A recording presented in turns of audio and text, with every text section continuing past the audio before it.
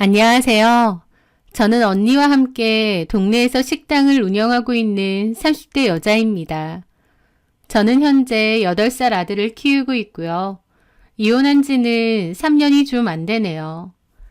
이혼 후에 이 동네에 가게를 열고 장사를 시작했는데 사실 이혼 전에는 바로 옆 동네에서 똑같이 음식 장사를 했었습니다. 이혼한 전 남편과 같이요. 한때 그 가게는 꽤나 장사가 잘 돼서 손님들이 줄 서서 먹었고 2호점까지 내고 그랬었죠. 제가 이혼하고 남편 혼자 운영하는 그 가게가 지금은 어떻게 됐냐고요? 망했습니다. 임대딱지 붙었는데 몇 개월 동안 나가지도 않고 그냥 문 닫혀 있더라고요. 자리가 안 나는 것 같고요. 2호점도 문 닫은 지 오래됐습니다. 저는 그게 전 남편이 다 자초한 일 같습니다. 행운이 굴러 들어온 줄도 모르고 감사한 줄도 모르고 지 혼자 잘나서 그렇게 된 줄 알았던 전 남편. 바로 저를 배신했던 전 남편. 그 전 남편은 잠깐 동안 좋았다가 오랫동안 힘들어지게 된 셈이죠. 우여곡절 많았던 제 결혼 생활에 대한 이야기를 해보려 합니다. 저는 원래 음식 장사하고는 전혀 상관없는 일을 했습니다. 동네에 있는 작은 쇼핑몰에서 일을 했는데요.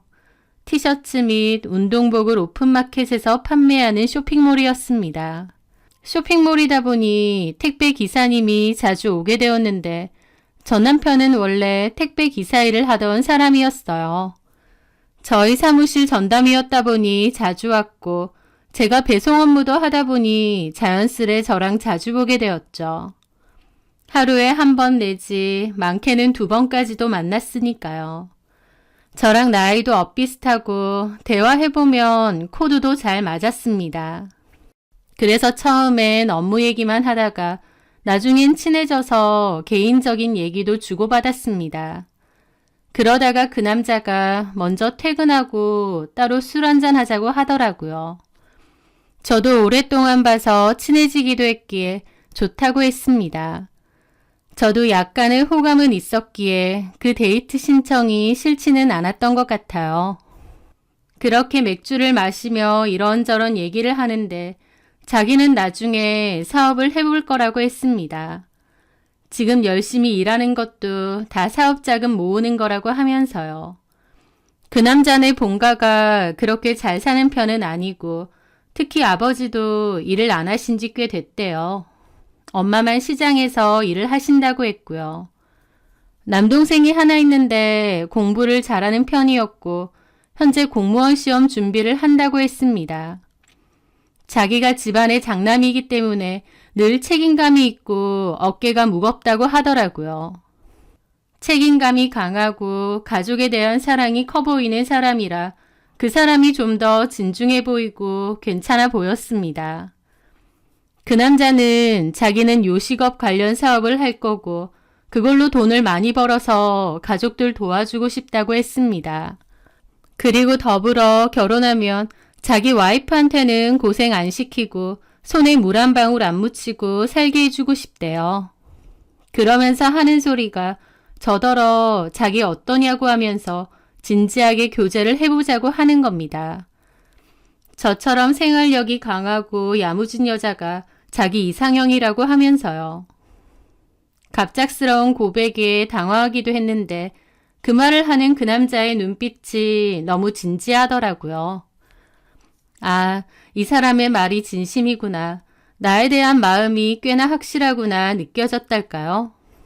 그렇게 저도 그 남자의 마음을 받아들이게 되고 연애를 시작했습니다.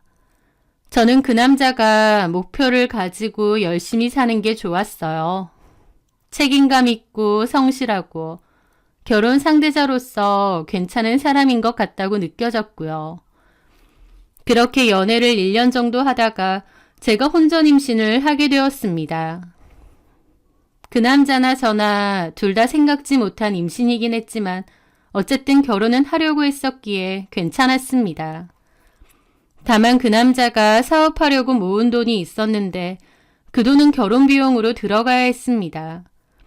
그래서 제가 집은 작게 시작해도 된다고, 그러니까 모아둔 돈은 원래 계획대로 사업자금으로 쓰라고 했습니다. 그리고 제가 모아둔 돈이 4천만 원 정도 있었기에 남편 돈과 합쳐서 작은 전셋집 하나를 구하게 되었죠. 방 하나에 거실 하나 딸려있는 작은 집이었지만 그래도 신혼이라서 마냥 행복하고 좋더라고요. 남편은 결혼 후 1년 정도 뒤에 자기 가게를 열었습니다. 그리고 그맘때 시동생은 드디어 공무원 시험에 합격을 하게 되었죠. 시부모님은 자기 아들들이 이제 승승장구하는 거라면서 몹시 기뻐하셨습니다. 하지만 시부모님의 기뻐하던 모습과 달리 남편 식당은 장사가 잘 되지 않았습니다. 극 초반에야 일명 오픈빨로 사람이 많고 장사가 잘 됐는데 그 오픈빨이라는 게 떨어지니까 무서울 정도로 손님이 뚝 하고 끊기더라고요. 사실 남편의 잘못이 컸죠. 요식업 사업을 하고 싶어 하길래 요리에 관심이 많은 줄 알았는데 아니었습니다. 요리를 배웠던 사람도 아니고 요리를 그렇게 잘하는 사람도 아니었어요. 게다가 장사에 대해서 잘 아는 사람도 아니었고요. 그저 사업을 하고 싶어 했고 본인이 할 만한 사업 중에선 요식업이 만만해서 선택했던 것 같아요. 사실 직접 해보면 경쟁도 치열하고 살아남기가 굉장히 힘든 업종인데 말이죠. 저는 친정 부모님이 오랫동안 동네에서 장사를 하셨거든요. 저도 많이 도우면서 컸고요. 그렇다 보니 오히려 장사에 대해서는 제가 남편보다 더 빠삭하고 익숙하다고 할 수 있습니다. 남편은 사업한다고 큰 소리 쳤지만 기본적인 운영 방법도 잘 몰랐고 음식 맛도 그저 그랬고 특색도 없었어요. 게다가 서비스도 그닥이었습니다. 당연히 손님이 올 이유가 없었죠. 그렇게 남편 사업은 고전을 면치 못했고 결국 호기롭게 문 연 지 8개월 만에 적자만 보고 문을 닫을까 말까 하는 지경까지 이르게 되었습니다. 남편은 하루가 멀다 하고 술 퍼마시고 괴로워하더라고요. 그걸 지켜보는 저도 얼마나 힘들었겠나요. 아이는 어리지, 저는 육아 때문에 휴직을 한 상태지, 남편 가게는 파리만 날리지. 우리 세 식구 어떻게 살아야 하나 앞이 안 보이고 너무 절망적이더라고요. 하지만 계속 그렇게 있을 순 없잖아요. 저는 내가 가게 일을 같이 돕겠다고 했습니다. 그때 남편 가게 주방에서 일하던 분이 있었는데 그분 인건비라도 빼서 제가 대신 해야겠더라고요. 아이를 어린이집에 보냈고 제가 남편 가게로 출근하기 시작했습니다.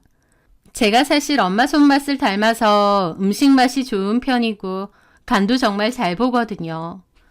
제 음식 먹어본 사람들은 장사해보라는 말을 꼭 할 정도로요. 남편이 하는 가게니까 저는 전면에 나서지 않았는데 망할 위기에 처했다 보니 뭐라도 해야겠더군요. 저는 적극적으로 나서서 원래 있던 메뉴도 맛이나 양을 보완하고 신메뉴도 만들었습니다. 그리고 가게가 좀 어수선하고 지저분하기도 했는데 그런 것도 싹 정리하고 청결을 우선으로 했어요. 식재료도 남편은 원가 절감하려고 좀 싼 재료를 많이 샀는데 저는 이런 거부터가 다 맛의 차이라고 하면서 싹 바꾸자고 했습니다. 그 과정이 순탄했던 건 아니고 남편하고 다툼이 많았어요. 남편은 사실 돈돈거릴 줄만 알지 장사의 기본도 없던 사람이더라고요.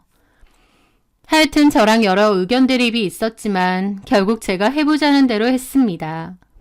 제가 맡았다고 짠 하고 바로 장사가 잘 된 건 아니었지만 그래도 심폐소생술은 된 것 같습니다. 저도 마지막 기회라고 생각하고 정말 열심히 일했던 것 같아요. 그리고 홍보도 중요했기에 틈틈이 지역 맛집 글 잘 올리는 블로거들 찾아서 무료 시식음식 제공할 테니 리뷰 좀 써달라고 부탁하고 다녔습니다. 홍보도 대행사 이런 데 안 맡기고 제가 일일이 서치하고 다니면서 쪽지 보내고 연락하고 그랬던 것 같아요. 남편은 그런 것도 아까워해서 홍보 그런 거 안 중요하다고 잘 그랬는데 저는 일단 나한테 맡겨보라고 했습니다. 남편이 해서 8개월 만에 문 닫을까 말까 하는 지경이었으면 어차피 믿져야 본전인데 제가 주도해서 해볼 수 있는 거 다 해보는 것도 괜찮잖아요. 그렇게 열심히 했는데 어느 순간 손님들이 늘어나기 시작했습니다. 나중에는 제가 굳이 리뷰 써달라고 쪽지 보내고 다니지 않아도 알아서 사람들이 와서 저희 가게 음식 먹고 자발적으로 리뷰도 써주고 그러더라고요. 그렇게 어느 순간부터 장사가 아주 잘 되기 시작했습니다. 좀 특징적인 게 남편이 초창기에 만든 주력 음식보다 제가 사이드로 만든 신메뉴가 더 유명해졌어요. 그거 먹으러 많이 오셨거든요. 하여튼 그렇게 저희 가게는 장사가 잘 되기 시작했고 남편과 저는 몰려드는 손님 덕에 기분 좋은 비명을 지르게 되었죠. 사실 누가 봐도 제가 그 가게를 일으켜 세운 거고 제 주변 사람들, 심지어 남편 주변인들도 그렇게 인정합니다. 이렇게 잘 된 건 다 제 덕분이라고요. 제가 손맛이 좋고 요리 센스가 좋고 가게 운영도 잘하고 친절하다면서 결국 제가 가게를 다시 살린 거라고 합니다. 그런데 오로지 남편 및 시댁 식구들만 그렇게 생각하더라고요. 제 공은 싹 잊어버리고 우리 아들, 우리 형이 잘해서 잘 된 거라고 생각했으니까요. 남편 본인이 가장 그렇게 생각했어요. 본인이 맡아서 할 땐 말아먹을 뻔한 거 까먹었는지 지가 잘나서 잘 된 줄 알더라고요. 제 덕분에 잘 됐다는 건 자존심 때문에라도 절대 입 밖으로 말 안 했고요. 좀 황당하지만 상관은 없었습니다. 어차피 한 가족인데 잘 됐으면 그만이지 누구 덕이고 누구 덕이고 할 필요는 없다고 생각했거든요. 어쨌든 저희 가게는 장사가 잘 됐고 그때부터 돈이 벌리기 시작했습니다. 그전에는 월세도 내기 힘들 정도였는데 어느 순간부터 돈이 훅훅 들어오기 시작하더라고요. 그렇게 돈이 들어오기 시작하니 다 좋을 것 같았지만 아니었습니다. 오히려 남편과 제가 다투는 일이 많아졌거든요. 왜냐면 남편은 돈이 잘 벌리기 시작한 때부터 시댁에 돈을 퍼주기 시작했습니다. 당연히 돈 잘 벌면 양가 부모님들이나 가족들에게 베풀면 좋죠. 저도 그런 걸 뭐라고 하는 게 아닙니다. 문제가 되는 건 남편이 정말 도가 지나칠 정도였다는 거죠. 시부모님 필요한 가전제품을 본인이 나서서 바꿔주고 용돈 턱턱 드리고 갑자기 막 허세에 차서는 아버지, 차 바꾸실 때 안 됐어요?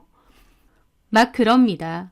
시아버지는 일도 안 하시고 어디 나가실 일도 없는데 차는 뭔 차인가요? 남편이 막 돈으로 허세를 부리는데 시부모님까지 좋아서 막 사달라고 그러세요. 저는 남편에게 우리가 장사가 잘 되긴 해도 무슨 부자도 아닌데 너무 과한 것 같다고 여러 번 그랬습니다. 그러면 남편은 거품 물고 저한테 따져요. 가족한테 쓰는 돈을 아까워하면 안 된다. 심보 그렇게 더럽게 쓰면 안 된다. 나는 이 집의 장남인데 내가 이제 돈 좀 벌어서 가족들에게 나눠주려는 게 뭐가 문제냐 등등요. 근데 참 웃긴 게요. 지네 가족들한테는 신나서 돈 뿌리고 다니면서 저희 친정 식구들한테는 얼마나 야박했는지 아시나요?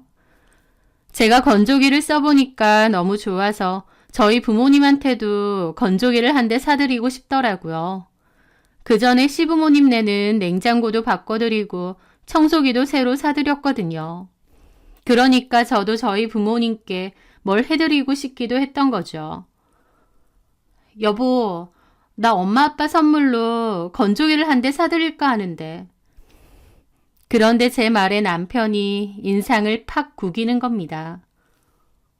처가댁에 건조기? 써보니까 좋더라고. 엄마도 맨날 장사하시느라 바쁘셔서 집안일 잘 못하시는데 건조기 있으면 좋잖아. 한 대 사드리려고. 얼마 하는데? 제가 가격을 말했더니 남편은 눈이 어디까지 커지더라고요. 그렇게 비싸? 원래 그 정도 해. 우리 집 것도 그 정도 줬어. 너무 비싸잖아. 무슨 그리고 건조기라는 게 꼭 필요한가? 아니, 요즘 사람들 참 별거 다 필요해. 빨래야 그냥 널어놓으면 잘 마르는데 뭐하러 건조기까지 써? 괜히 옷감 상하고 안 좋지. 우리도 쓰고 있어. 잘 쓰고 있잖아. 옷감 너무 상하던데. 장모님도 썩 안 좋아하실 것 같은데. 저는 그 말에 기분이 확 상하더라고요. 지네 부모님 냉장고며 청소기는 묻지도 따지지도 않고 턱턱 사들이더니 저희 부모님 건조기 하나 사들인다니까 궁시렁거리는 거예요. 당신 아주 웃긴다. 시댁에 냉장고 사주고 청소기 사준 건 잊었어? 아니, 그거는 고장이 났으니까 어쩔 수 없이 산 거고. 시댁에서 고장난 물건은 어쩔 수 없이 우리가 사주고 처가댁 거는 나 몰라라 해도 되는 거야? 이건 아니지. 나 건조기 살 거야. 나도 당신이랑 똑같이 일하는데 내가 왜 당신 허락을 맡아? 그 말에 남편은 저를 노려보더라고요. 그러더니 지가 더 화났다는 듯 쿵쿵거리면서 아, 마음대로 해. 사면 되지 나한테 묻기는 왜 물어? 돈이 썩어나네 아주 그냥. 그러면서 자리를 뜨는 겁니다. 기가 막혔죠. 지네 집에 퍼주는 건 당연한 거고 저희 친정에 뭐 하나 사는 건 돈이 썩어나는 건가요? 얼마나 열받던지요. 저는 그 일 이후로 남편에게 그랬습니다. 똑같이 일하는데 이건 아닌 것 같다고요.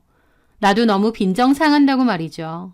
그러면서 보는 돈을 공평하게 나누자고 했습니다. 남편은 거품 물고 이 가게가 자기 건데 왜 반으로 나누냐 그랬고 그럼 나는 더 이상 출근 안 한다고 했습니다. 음식 전반을 제가 도맡아 관리하는데 어디 혼자서 해보라고요. 남편은 제가 없으면 안 되긴 하니까 일단 알겠다고 했고 수입의 지분을 나누기로 했어요. 그러면서도 저보고 궁시렁대면서 돈에 미쳤다느니 가족끼리 지독하다느니 그러더라고요. 진짜 지독한 인간이 누군데 말이죠. 그때 일을 기점으로 남편과 저는 사이가 몹시 안 좋아졌습니다. 돈이 없을 땐 그래도 서로 의지하고 다독여주고 그런 게 있었는데 오히려 장사가 잘 되고 돈이 잘 벌리면서 네 돈 내 돈 하게 되면서 사이가 엄청 안 좋아진 거죠. 그러던 와중 시동생은 결혼을 하게 되었어요. 공무원 합격한 지 3년이 안 돼서 하는 결혼이었죠. 시동생과 결혼한다는 동서는 이름이 나희경이었고 굉장히 미인이더라고요. 시동생 말로는 지역 미인대회 출신이라고 했습니다. 키도 크고 피부도 좋고 예쁘더라고요. 시동생은 미인 아내를 얻었다는 생각에 몹시 신나 보였고요. 하여튼 그렇게 시동생도 결혼을 하게 되었고 남편은 시동생에게 1,000만 원 정도를 해주고 싶다고 했습니다. 자기가 장남인데 동생 장가 갈 때 그 정도도 못 해주겠냐고요. 좀 과하긴 하지만 워낙 장남 거리는 사람이다 보니 알겠다고 했습니다. 시동생은 결혼을 했고 신혼집에 갔는데 꽤 좋은 아파트더라고요. 물론 전세기는 한데 거기는 전세금도 꽤 비싼 걸로 알거든요. 취업한 지 3년이 안 됐고 또 공무원 월급이라고 해봤자 뻔한데 이런 집을 굳이? 놀랐습니다. 시댁도 도움을 줄 수 있는 형편이 아니라는 걸 누구보다 잘 알았고요. 남편 말로는 다 대출이라면서 앞으로 죽어라 갚아야 된다고 하길래 굳이 무리해서 그렇게 대출을 많이 하나 싶었지만 그냥 그러려니 했습니다. 그런데 나중에 알고 보니까요. 그게 아니더군요. 남편이 시동생에게 무려 5천만 원 가량을 해준 겁니다. 저 몰래 대출까지 받아서 말이죠. 이게 말이 되나요? 아무리 자기가 장남이라고 할지언정 자기 동생 결혼하는데 무슨 5천만 원이나 해주나요? 저희가 그렇게 부자도 아니고요. 저희도 장사 잘 되고 나서 2년 뒤에 새 집을 사서 옮기기는 했는데요. 그 집도 대출이 많습니다. 저희 대출금부터 먼저 갚아야 되는 마당에 추가 대출해서 시동생 결혼 비용으로 줬다니요. 심지어 저한테는 말 한마디도 없이 말이죠. 그 얘기 알게 되고 저는 이건 진짜 이혼감 아닌가 싶었습니다. 완전 뒤집어졌고 남편하고 크게 싸웠어요. 남편은 자기가 장남인데 동생한테 그 정도도 못 해주냐며 오히려 따지더라고요. 나 장남이야. 홍씨 집안 장남. 장남이 돼서 동생 결혼한다는데 그 정도도 못 도와줘? 내가 돈이 없는 것도 아니고. 누가 들으면 우리가 무슨 대단한 부자라도 되는 줄 알겠어. 장사가 그것 좀 된다고 돈을 이렇게 펑펑 써도 돼? 시동생 결혼하는데 5천만 원이라니. 우리 집 대출도 다 못 갚았는데. 아, 장사 잘 되겠다. 금방 벌어서 갚으면 될 거 아니야.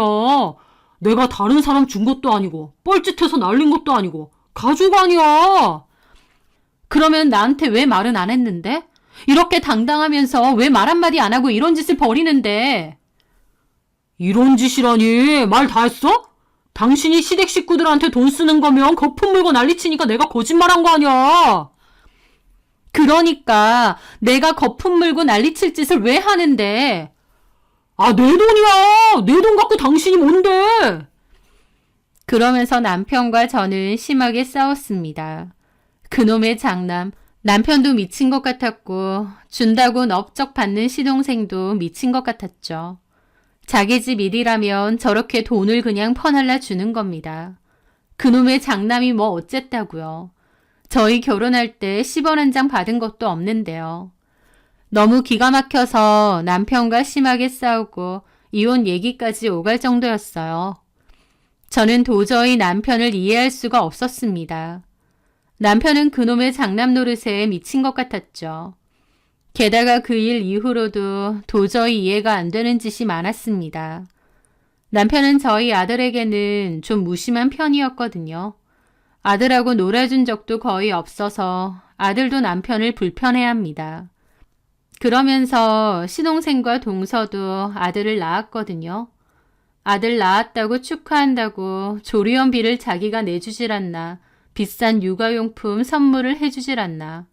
나중에는 조카 귀엽다고 같이 유원지도 놀러 갔더라고요. 저는 남편이 미친 줄 알았습니다.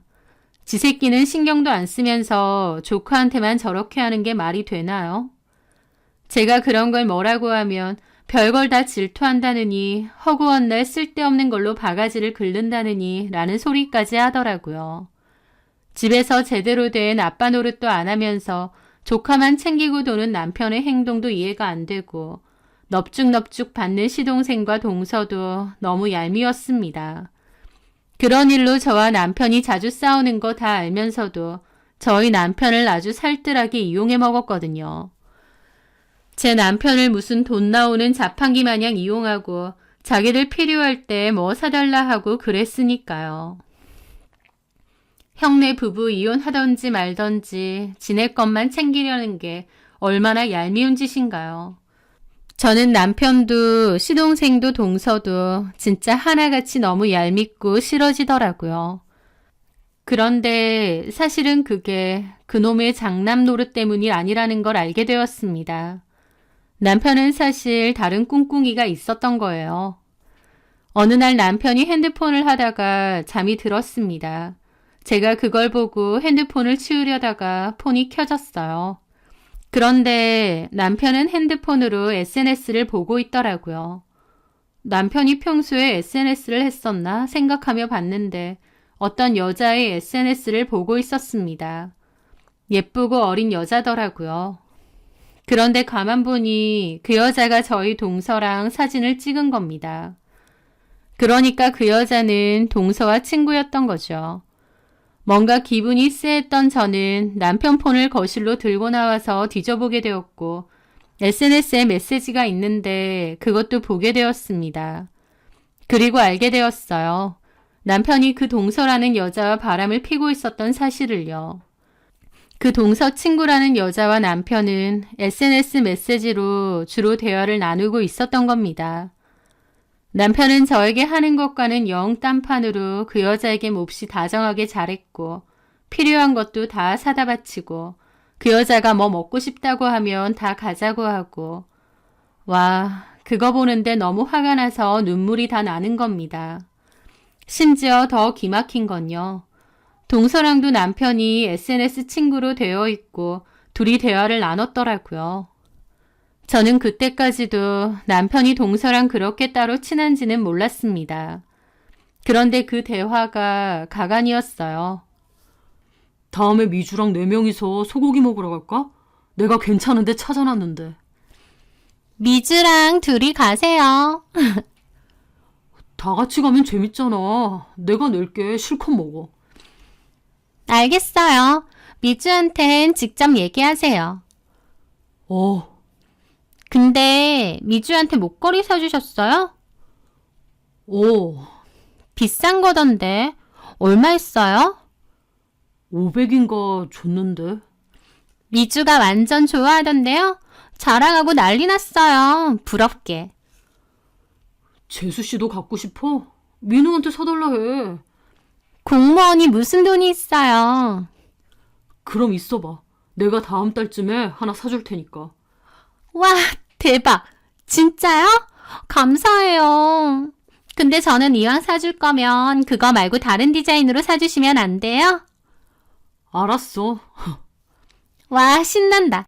미주한테 얘기 잘해놓을게요. 미주가 안 그래도 아주버니 완전 통 크다고 남자답다고 막 멋있다고 하더라고요. 미주가 그런 스타일 좋아하거든요. 그래, 잘 됐네. 근데 내가 재혼인데 미주는 괜찮은가 몰라. 그게 좀 조심스러워. 미주는 초혼인데. 괜찮으니까 오빠 만나죠. 지금처럼 잘해주시면 되죠. 그럼 잘해야지. 그래서 형님한텐 언제 이혼 얘기하실 건데요? 조만간 얘기해야지. 나뿐만 아니라 애엄마도 나랑 갈라서고 싶어해. 적당히 얘기하고 갈라서야지. 맨날 싸우고 얼굴 보는 것도 지겹고 집이 지옥이다. 민호 씨한테 들었어요. 아주버님이 많이 힘들어한다고. 얼른 끝내고 미주한테 새 장가 드세요. 그게 베스트지. 그거 보는데 저는 입이 안 다물어지더라고요. 이게 과연 아주버님과 동서 사이의 대화인가요? 저라는 존재를 무슨 투명인간처럼 싹 지우고 이따위 대화를 나누는데 피가 거꾸로 솟는 게 뭔 말인지 알겠더라고요. 진짜 입에서 절로 육두문자가 쏟아져 나옵니다. 이 죽일 것들, 이 쓰레기 같은 것들 하면서요. 저는 그 자리에서 바로 동서에게 전화를 했습니다. 네, 형님. 야, 이 미친년아. 네? 형님 뭐라고 하신 거예요? 미주라는 애가 네 친구지. 네가 소개해줬지. 너 제정신이야? 결혼한 아주머님한테 여자를 소개해줘? 제 말에 동서는 대답이 없더라고요. 제가 모든 걸 다 알았다 보니 지도 움찔했겠죠. 그러더니 형님, 화나신 건 알겠는데요. 엄밀히 말해서 제가 소개해드린 거 아니에요. 뭐라고? 네 친구 아니야? 제 친구 맞는데 소개는 아주버님이 해달라고 해서 해드린 거라고요. 야, 이 미친년아. 소개해달란다고 소개를 해주니? 너 돌았니? 형님, 저한테 왜 욕을 하세요? 아주버님한테 따지세요. 네 친구년 소개해주고 이제껏 돈 받아 처먹은 거야? 500만 원짜리 목걸이도 받고? 이거 완전 꽃뱀 같은 년이네? 뭐라고요? 미치셨어요? 아주버님이 먼저 소개해달라고 집요하게 그랬거든요? 지 남편 간수 못하고 왜 남한테 화풀이하고 지랄이야? 그러면서 전화 끊더라고요. 진짜 거품 물 것 같은 기분이었죠. 기본도 상식도 없는 미친 것들이구나 싶더라고요. 제 욕설에 잠이 깬 남편이 나왔고 저는 달려가 남편 싸대기를 있는 대로 날렸습니다. 남편이 미쳤느냐고 고함 지르고 저는 남편 면상에 핸드폰 집어던졌어요. 미주, 새 장가, 너 돌았니? 남편도 기함하더라고요. 어떻게 알았어? 야, 이 미친놈아. 너 제정신이야? 네가 총각이야? 마누라에 애까지 딸린 놈이 뭐가 어째? 나 이거 그냥 못 넘어가. 동서 그년도 한패고 네 동생도 한패네. 네 동생 공무원이지? 나 이거 가만 안 둬. 다 공론화 시킬 거야. 너랑 네 가족들 내가 다 끝장낼 거야. 그리고 그 미중과 뭔가 하는 년도 찾아내서 가만 안 둬. 제가 흥분해서 날뛰자 남편이 진정을 하라고 고함을 지르고 진짜 생 난리가 따로 없었습니다. 하여튼 저는 이혼을 할 때 하더라도 절대 그냥 넘어갈 생각이 없었어요. 시동생 일하는 공공기관에도 다 알릴 거고 남편이랑 그 미주라는 여자에게 상간소송도 할 거고 시동생과 동서에게도 위자료 소송 건다고 했습니다. 제가 이렇게 나오자 그제야 아차 싶었는지 남편과 동서, 시동생이 저희 집 찾아와서 잘못했느니 어쩌느니 그러더라고요. 저는 웃기지 말라고 사람을 아주 개호구로 봤나 본데 나도 절대 못 넘어간다고 했습니다. 저는 제가 말한 대로 소송을 진행하기 시작했어요. 그리고 시동생이 일하는 공공기관에도 알리고 공론화를 시키려고 했는데 남편이 다시 찾아와서 빌더라고요. 다른 위자료 소송은 알겠는데 제발 소문은 내지 말아달래요. 지 동생 힘들게 들어간 곳인데 잘리면 안 된다고요. 동생 생각하는 심정이 눈물 나네. 아주 대단한 우애야. 네 동생은 형이 바람피는 거 모른 척하고 아니 부채질하고 아주 대단한 형제야. 내가 다 잘못했어. 근데 우리 이미 사이 오그러졌잖아. 그래서 네가 바람핀 게 정당화돼? 그리고 애초에 왜 어그러졌는데 네가 바람피고 마음이 콩박가 있으니까 그런 거잖아. 나랑 이혼하고 그 미주라는 연하고 재혼하려고 했으니까. 그러니까 네 마음대로 행동하고 나한테 시비 걸고 애는 나 몰라라 하고 그따위로 나왔던 거네. 네가 인간이야? 그래, 내가 쓰레기고 내가 다 잘못했다. 위자료도 내가 항소 안 할게. 할 게 없지. 네가 항소할 게 뭐 있는데. 여튼 내가 다 달게 받을게. 근데 소문은 내지 말아줘. 남편은 지 동생을 싸고 도는데 참 기가 막히더라고요. 지 동생을 너무 아껴서 그런다기보다 그 와중에도 저랑 이혼하고 동서한테 여자 소개받아야 되니 시동생네와 사이좋게 지내려는 것 같았습니다. 남편은 지금 있는 집을 저에게 넘기겠다고 했습니다.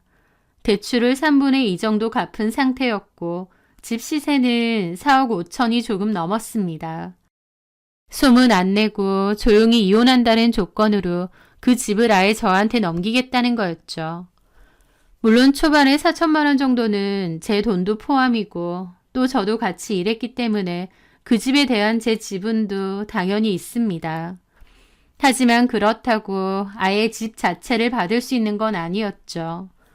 가게도 어쨌든 남편 명의다 보니 어느 정도 인정은 되더라도 그게 크지는 않을 테고요. 저도 솔직히 시동생까지 너무 괘씸해서 공론화를 시키고 싶으면서도 한편으론 이게 진짜 공론화가 될지 그냥 묻혀버리는 건 아닐지 걱정은 됐습니다. 왜냐면 어쨌든 시동생이 당사자는 아니었기 때문이죠. 게다가 저도 아들이 있는데 이 일이 불거지면 저와 아들에게도 피해가 오지 않을까 싶기도 했어요. 그래서 고민 끝에 좋다, 이혼해주겠다, 집 넘겨라, 대신 위자료 소송은 그대로 가겠다 그랬습니다. 남편은 가게가 장사 잘 되니까 집을 저한테 주고라도 이혼하고 본인은 다시 시작하면 된다고 믿는 듯 했습니다. 하여튼 남편과 저는 재산 관련해서 여러 협의를 거친 뒤에 이혼을 결정했는데 참 웃기게도 재산 나누는 건 그렇게 꼼꼼히 따지고 그랬는데 양육권은 바로 저한테 양보하더라고요. 진짜 끝까지 인간도 아니구나 싶어서 치가 떨렸습니다. 지는 저랑 이혼하고 그 미주라는 여자 만나서 새 장가 들고 다시 자식 낳고 싶은가 보더라고요. 그 쓰레기 같은 인간하고 그렇게 이혼을 했습니다. 애초에 남편이 남편 노릇, 아빠 노릇 제대로 안 했기 때문에 이혼한다고 해서 저 혼자 산다고 해서 크게 달라지는 것도 없었어요. 저는 이혼 후 다시 새 시작을 해야 했는데 마침 친언니가 자기랑 장사를 하자고 하더라고요. 사실 그때 그 가게도 제 덕분에 잘 된 거 아니냐면서요. 그렇게 저는 남편과 상간녀, 시동생 내서 받은 위자료를 미천으로 옆 동네에서 장사를 시작했습니다. 저희 언니도 부지런하고 싹싹한 사람이었고 둘 다 심기일전해서 열심히 일했다 보니 꽤 빠르게 자리를 잡았던 것 같아요. 이혼의 아픔을 느낄 것도 없이 바쁘고 정신없이 일했습니다. 그러다가 남편 소식도 듣게 되었어요. 저랑 이혼하고 남편 놈은 신났겠죠. 레시피야 제가 다 놓고 갔으니 그대로 하면 장사도 계속 승승장구일 거고 지긋지긋한 저 내치고 예쁘고 어린 여자랑 재혼도 하고요. 그런데요. 나쁜 놈이 잘 먹고 잘 살면 안 되잖아요. 저랑 이혼하고 마치 운이 끊긴 것 마냥 남편은 곤두박질 치기 시작했습니다. 그런데 그 곤두박질도 결국 남편이 자초한 거예요. 왜냐면 남편은 저랑 이혼하고 제가 가게를 나가고 나서 원가 절감을 하고 싶었는지 재료부터 싸구려로 바꾼 것 같더라고요. 음식량도 줄이고요. 주방을 책임지던 제가 나갔기 때문에 맛도 가뜩이나 달라졌는데 식재료도 안 좋아지고 양도 줄고 또 저는 가게의 청결을 굉장히 중요시해서 무조건 주방 마감 청소하고 출근하면 홀 청소 꼼꼼하게 하고 바닥 미끄러지지 않게 물 청소 수시로 하고 그랬거든요. 남편은 청결하고 거리가 먼 사람이었기에 가게도 지저분 어저분하게 유지가 되었습니다. 초반에야 제가 빠지든 말든 장사는 똑같이 잘 됐겠죠. 오던 손님들도 있고요. 하지만 한 달, 두 달 시간이 좀 흐르면 손님들이 귀신같이 알고 재방문 안 합니다.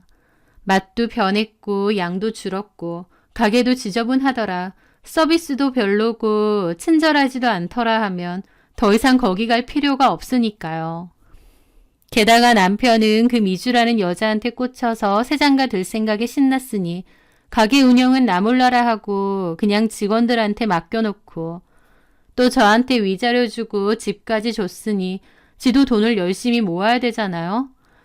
음식 퀄리티 생각 안 하고 저렴한 재료마저도 아끼고 그러니까 거의 썰물처럼 손님들이 빠져나간 듯 했습니다.